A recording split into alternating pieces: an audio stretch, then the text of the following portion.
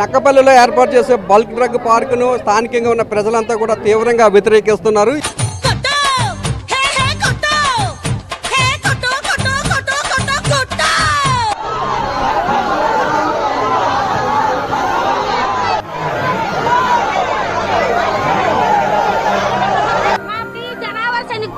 Cancer వస్తుంది, కాలు చేతి వాత వచ్చేస్తుంది, మా జనం చచ్చిపోతున్నారు. నాకు వద్దు కంపెనీ.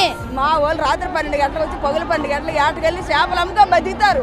మాకు డబ్బులు ఉండవు, మాకు భూములు ఉండవు, మాకు వల్ల తప్ప ఏమీ ఉండవు.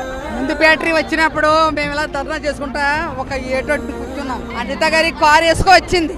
ఏటమ్మా మాకు మా పరిస్థితి ఎట్లా మారిపోయింది, మాకు చెందట్లో చేపలు తిన్నపోతున్నాం, వండుకోవడం పార్పస్ మెరకడికి వెళ్తే తెన్నీళ్ళు తిని వస్తున్నామంటే నేను ఏం చేయను, చేతిలో అధికారం ఉందా? పవిత్రం వచ్చినప్పుడు మీకు మేలు చేస్తానన్నది. ఇవాళ పవిత్రం వచ్చింది, ఇంట్లో తొంగుంది, అది ఇంట్లో తొంగుంది, పనికిమాలది. మాకు రెక్కాడితే దొక్కాడుతుంది, మాకు భూములు లేవు, ఆస్తి లేవు, అంతస్తు లేవు, మాకు ఉండడానికి గూడు లేకుండా చేస్తున్నాయి, ఉండడానికి గూడు లేకుండా చేస్తున్నాయి అంతా.